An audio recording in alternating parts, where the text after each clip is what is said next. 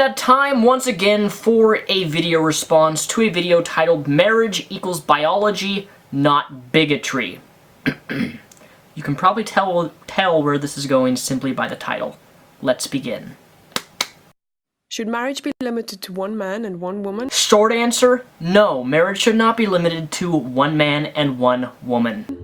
Why do governments promote marriage between one man and one woman? It's not just because two people love each other. No, it's for the perpetuation and stabilization of our society. It's for the perpetuation and stabilization of society. And by their own reasoning here, so is divorce. Think of all of the reduction in murders attributable to divorce, because that's sometimes when you marry some people and you gotta divorce them before you end up killing them. This understanding of marriage is rooted in the biological facts of nature. But do we really have any compelling reason to maintain such a narrow definition?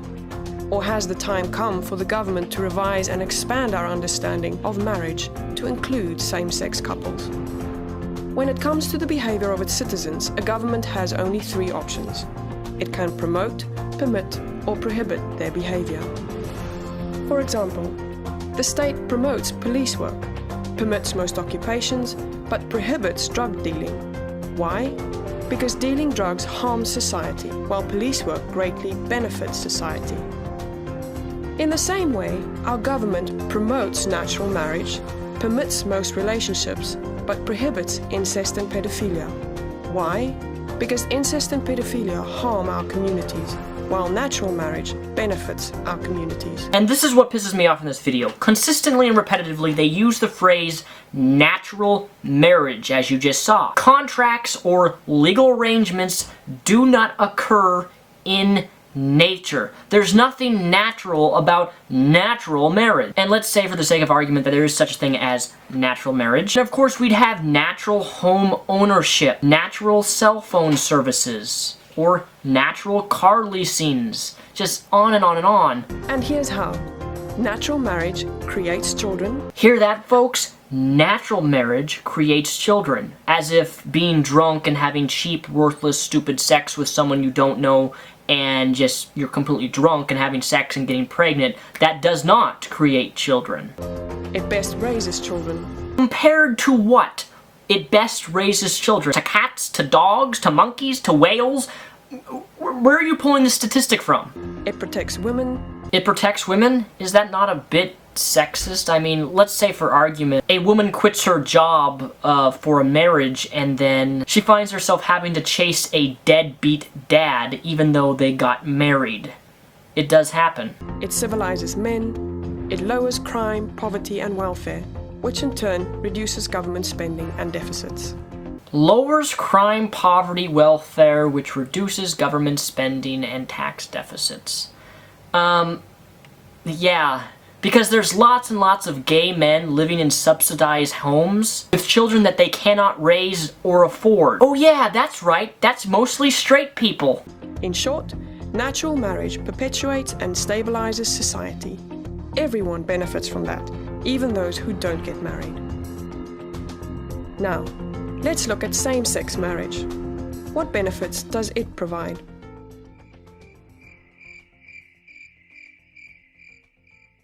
Same-sex marriage offers no benefit for society as a whole. In fact, it hurts us. So let me get this straight. It hurts children to be rescued from a foster home and brought into a loving gay couple who are married, who love one another, and try to raise that child?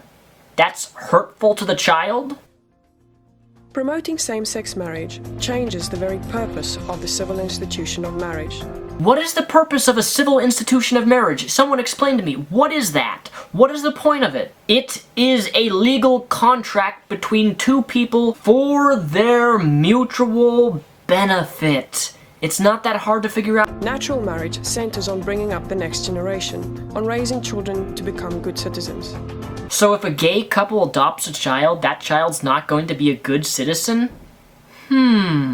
Same-sex marriage merely validates sex partners. Do you have any idea how stupid this phrase is? Same-sex marriage merely validates sex partners. That's like me saying that me winning the Nobel Peace Prize, all because I avoid arguments.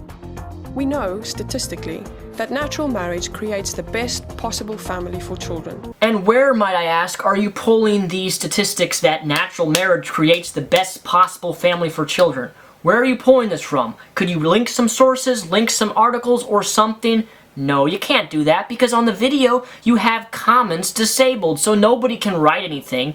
And obviously, the people who made this, they don't want any critique of their video. That's why they put it this way, because they know if someone was to respond to it, like I'm doing here, that they'd call out, please cite your sources when you claim that statistically natural marriage creates the best possible family for children. There's no statistic evidence for this. I have seen nothing of this. And if you're going to claim these things, you need to support it with evidence, with sources. Don't just spew out things, because that's exactly what this campaign ad is doing. If we alter the primary purpose of marriage, the losers will be the children. Doesn't every child deserve a mom and dad?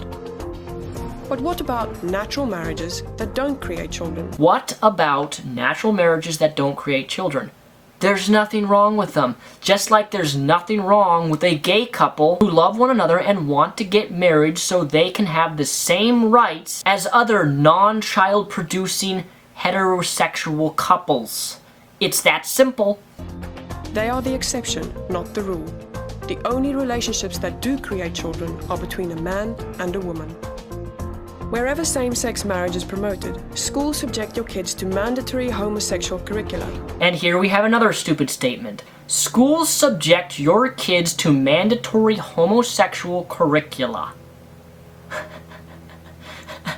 No, they don't. They subject kids to social studies. Because, you know, it makes sense to teach kids about society, laws, and culture. That's what social studies is.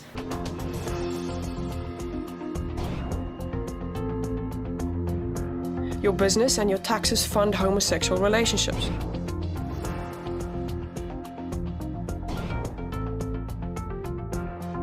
Your freedom of speech is gagged.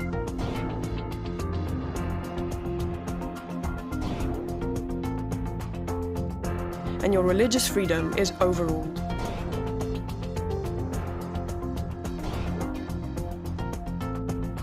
The government has no compelling interest in legally promoting same-sex marriage. None. But we have every reason to continue to promote natural marriage. But what about equality? The law already treats everyone equally. Every citizen can marry someone of the opposite sex. But is it fair to promote natural marriage but not promote same-sex marriage? Yes, the law treats all people the same. But it doesn't treat all behaviors the same. And I think this is the worst part of the video because it's confusing. The law treats all people the same, but it doesn't treat all behaviors the same. I'm not sure if you're aware of this, but marriage is not a behavior. It is a contract. Do people not understand this? If I drink, smoke, or if I'm showing love to somebody, that is a behavior. But just like when I buy a car or buy a cell phone or get a new phone contract or buy a house, I am signing a contract. And that's exactly what you do when you get married. Same-sex marriage and natural marriage are different behaviors with different outcomes. So the law rightfully treats them differently.